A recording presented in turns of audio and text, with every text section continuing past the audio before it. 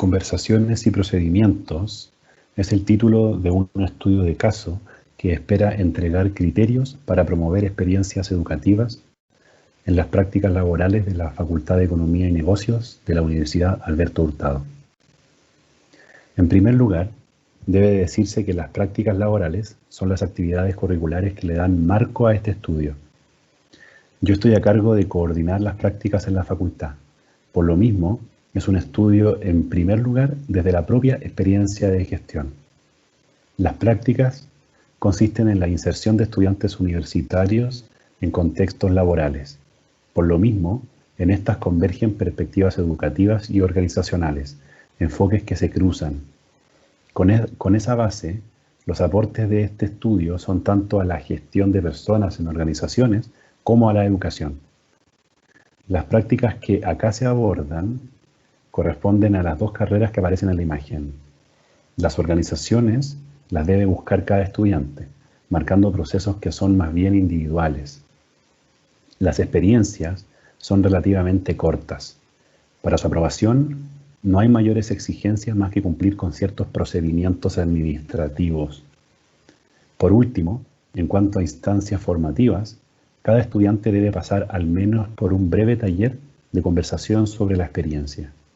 Entonces, en general, desde el punto de vista de la universidad, las prácticas son actividades marcadas por lo procedimental, donde los estudiantes por su propia cuenta deben cumplir ciertos requisitos preestablecidos. El foco administrativo está dado, entre otras cosas, porque solo una persona, quien les habla, se hace cargo de todas las experiencias, por lo que hay un foco más general que particular. En la gestión se cuenta con información sobre las experiencias a partir de formularios, los que son llenados por los actores principales y dan información administrativa y también sobre percepciones y opiniones de los factores. Pero esta información, antes que dar cuenta de las experiencias particulares, confirman las perspectivas generales, es decir, la perspectiva desde la gestión. Además, las respuestas se hacen más para cumplir con procedimientos que con una actitud o toma de distancia reflexiva. En suma, los formularios son aún muy estructurados para escuchar las experiencias, permitiendo que éstas aporten elementos inesperados a la misma gestión. Ello porque las experiencias son subjetivas y por tanto necesariamente diferentes a la estructura.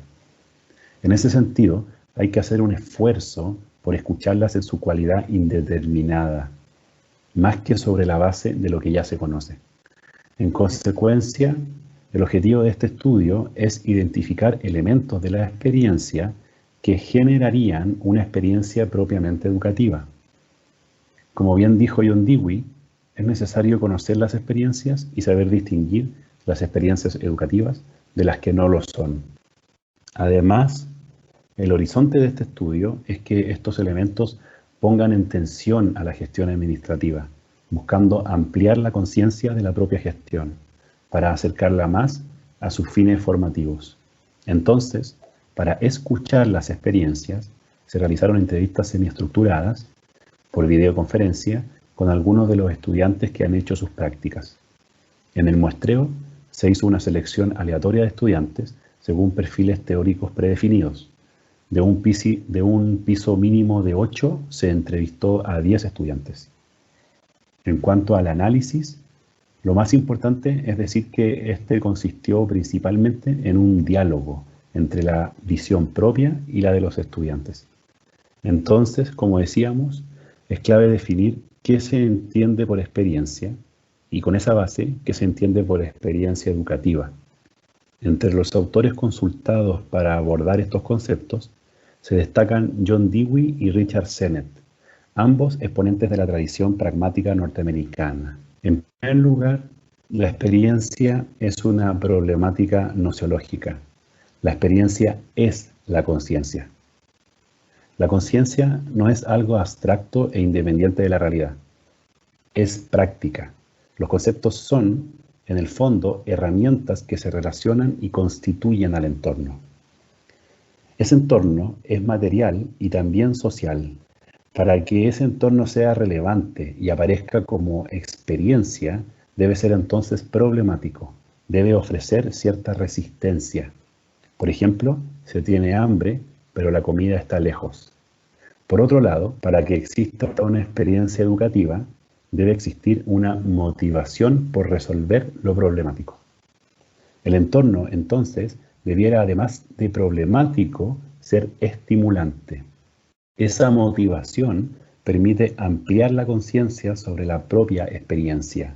Ese movimiento es educativo si se repite y se hace cada vez más complejo, permitiendo lo que para Dewey es el desarrollo ulterior, el que permite que la persona tenga más y mejores experiencias en el futuro, es decir, que la experiencia se proyecte. Pero la experiencia educativa no puede ser pura motivación personal, también requiere estructura, también debe ser conducción y establecimiento de marcos. Lo importante es que esa estructura no sea fija y aproblemática, es decir, que conduzca, pero más que para imponer, para estimular. Con esa base, la ética no sería algo aparte de la experiencia educativa, sino que sería parte de la misma. Es sinónimo de la capacidad de reflexionar sobre el trabajo, con sus relaciones y consecuencias, pero siempre desde el trabajo. Entonces, una experiencia que no es educativa sería una experiencia que no motive a reflexionar sobre el qué hacer, pues no presenta problemas o preguntas, sino solo soluciones e instrucciones. En contraste, la experiencia educativa también debe tener una conducción, pero esta es más un estímulo desafiante y abierto. En el primer caso, puede reconocerse lo que Dewey llamó la escuela tradicional, o lo que Sennett describe como ambientes laborales donde la burocracia se ha llevado al extremo. Pero para una experiencia educativa, la gracia no es que la burocracia desaparezca, o que las lógicas fordistas y post-fordistas del trabajo desaparezcan. La gracia es más bien que aparezcan, pero no de forma aproblemática o ideológica, sino precisamente como problemas, donde las personas se vean desafiadas. Entonces, con esa base conceptual, pasemos a mostrar el análisis y los resultados. En primer lugar, aparecieron autopercepciones, las que orientan los relatos. Lo primero que llamó la atención es la referencia a valores estables y de largo plazo, y de respeto a las formas y las jerarquías del trabajo. En estos relatos, muy cercanos a un carácter heredero de lógicas fordistas, la familia y las comunidades cercanas tienen una influencia considerable. En segundo lugar, la proyección profesional antes de la práctica se relaciona con empresas que sean privadas y grandes, lo que podría ser el reflejo pragmático del contexto de una escuela de administración. Además, llama la atención que después de la práctica se agregan otros elementos más personales. Estos elementos son transversales y portables, más relacionados con una lógica post-fordista del trabajo. De lo anterior, importa recalcar que estas autopercepciones son el trasfondo de los relatos de las experiencias. Por otro lado, una vez en las prácticas, lo primero que aparece es una visión procedimental del propio trabajo. Esta perspectiva está marcada por la aplicación de instrucciones fijas, por lo general para trabajos en programas computacionales de procesamiento de información administrativa. La forma de uso de estos programas representa en gran medida los actuales riesgos de la burocracia llevada al extremo. Dentro de ese marco no se concibe la posibilidad de reflexión, sino la mera operación de instrucciones. En línea con observaciones hechas por Sennett en contextos laborales flexibles, se observa que los programas computacionales, en su afán por coordinar a muchas personas, se caracterizan por simplificar, estandarizar, ocultar lo indeterminado, lo problemático, y por tanto podrían estancar la reflexión. Estos relatos pueden describirse como puntos de vista procedimentales y abstractos, pues dependen de instrucciones externas o hipotéticas que no tienen relación con el entorno inmediato. Esta perspectiva está presente en el trabajo, pero también en la universidad, de la que se espera la entrega de soluciones y modelos en forma de instrucción. Se interpreta que estas perspectivas son un reflejo de los contextos. Tanto la universidad como los espacios laborales son herederos de lógicas fordistas y por tanto reproducen también parte de los riesgos de la burocracia llevada al extremo. En contraste, y acá está el hallazgo clave, los relatos, unos más que otros, pero todos en alguna medida, ponen el énfasis en las personas y especialmente en las conversaciones sobre los procedimientos, más que en los procedimientos en sí mismos. Cuando eso sucede, aparece una perspectiva del trabajo más amigable con la reflexión. En el fondo, el énfasis está en la colaboración más que en la mera operación. Es un énfasis práctico antes que técnico. En suma, la conciencia de los demás como elemento clave en el trabajo profesional es, a fin de cuentas, la que reivindica a la reflexión. En ese sentido, la teoría se concibe no como mera instrucción, sino más como un lenguaje, como una herramienta práctica al servicio de la colaboración con otros. Este punto de vista es reflexivo porque la relación con las personas es indeterminada, exige reflexión. Es práctico porque la reflexión no es para cuestiones externas, sino para colaborar con las personas, para trabajar. Entonces, el punto de referencia clave son las personas. En contraste con el inicial miedo al rechazo, la práctica es fundamentalmente un encuentro con otros que permite experimentar la aceptación. Los demás son, a fin de cuentas, la principal sorpresa y el principal entorno de motivación y aprendizaje. Con los demás se participa en rituales, se sienten reconocidos, aprenden observando y experimentan la aceptación de sus errores, aprendiendo que el error es parte del proceso de trabajo. En ese contexto, los estudiantes ya comprometidos con tareas que deben aprender sobre la marcha, ganan en confianza. En suma, se dan cuenta de que pueden aprender, lo que hoy en entornos cambiantes es sinónimo de que pueden trabajar. Este espacio de trabajo con otros permite una experiencia educativa porque en el fondo estimula la reflexión. En este sentido, pueden observarse algunas oportunidades en las que los estudiantes podrían reflexionar. En soledad, una oportunidad es la búsqueda de práctica, donde se combinan de forma concreta tanto la proyección profesional como la tolerancia a la frustración. En segundo lugar, está el uso de cuadernos de apuntes personales, el que prácticamente todos usan. Este cuaderno se usa para anotar instrucciones procedimentales, preguntas, para tachar las preguntas cuando ya están resueltas, anotar más preguntas. En suma, es un registro de la propia experiencia, de su ampliación y proyección. Además, lo interesante de esta herramienta es su carácter de bosquejo, es decir, de incompleto, lo que podría ser un complemento interesante frente a los riesgos de la burocracia llevada al extremo. En tercer lugar, se reconocen momentos de soledad en donde no hay mucho trabajo por hacer, los que pueden promoverse para tomar una distancia reflexiva frente a las problemáticas del propio trabajo.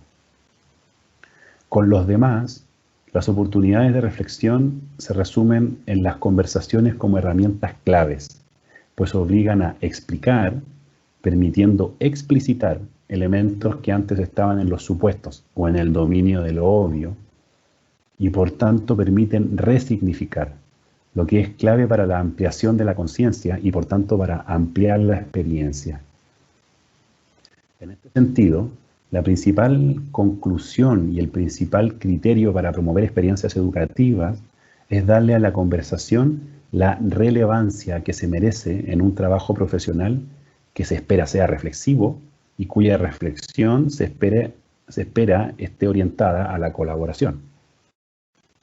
En el fondo, las personas son claves para pasar de un punto de vista procedimental y abstracto a otro reflexivo y concreto, más relacionado con lo que Sennett entiende como una racionalidad dialógica.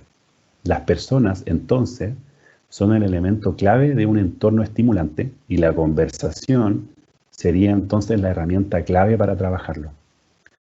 Como consecuencia, acá se sugieren 7 criterios para aprovechar y cuidar a la herramienta de la conversación.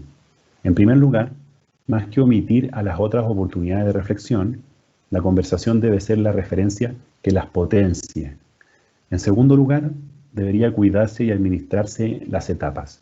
No es lo mismo, por ejemplo, mantener una conversación sobre la búsqueda de práctica que otra conversación sobre cómo hacer buenas preguntas en la práctica. Tercero, deben explorarse sus diferentes formas.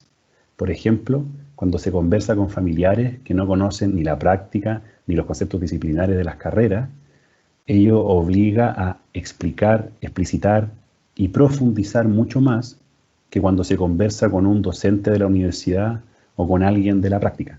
En el fondo, todo depende de lo que se quiera estimular.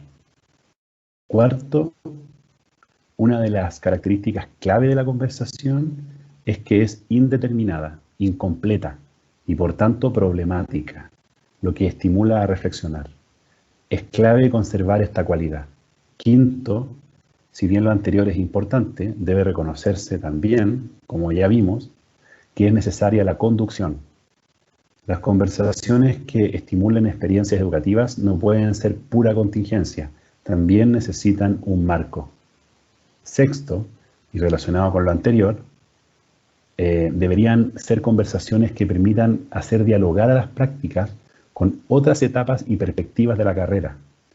Al final, la práctica tiene sentido en su relación con las demás actividades y enfoques de la formación profesional entendida como un todo integrado. Y por último, la conversación debe reconocer a los estudiantes como un interlocutor válido. Debe entenderse que la misma universidad, y en este caso las prácticas, es el principal conversador.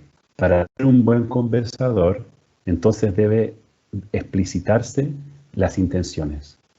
Entender así a la relación estudiante-universidad, o en el fondo persona-organización, es una forma de permitir el diálogo sano entre sujeto y estructura, lo que permite, entre otras cosas, que el sujeto se motive y que la estructura aprenda.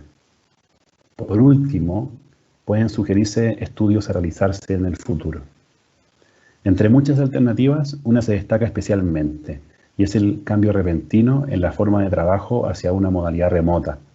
En este sentido, surge la pregunta por lo computacional y especialmente por lo procedimental y lo reflexivo en lo computacional. Es una incógnita si en estos contextos podrá haber una experiencia educativa, pues la comunicación con las personas es radicalmente diferente. Este estudio se basó en las últimas experiencias antes de que el escenario cambie de forma tan drástica, haciendo que algunas prácticas sean de forma remota. Por lo mismo, puede ser una referencia de comparación para evaluar continuidades y discontinuidades en este tema. En este sentido, las incógnitas son si es posible una experiencia educativa y cómo ésta podría ser posible en el teletrabajo.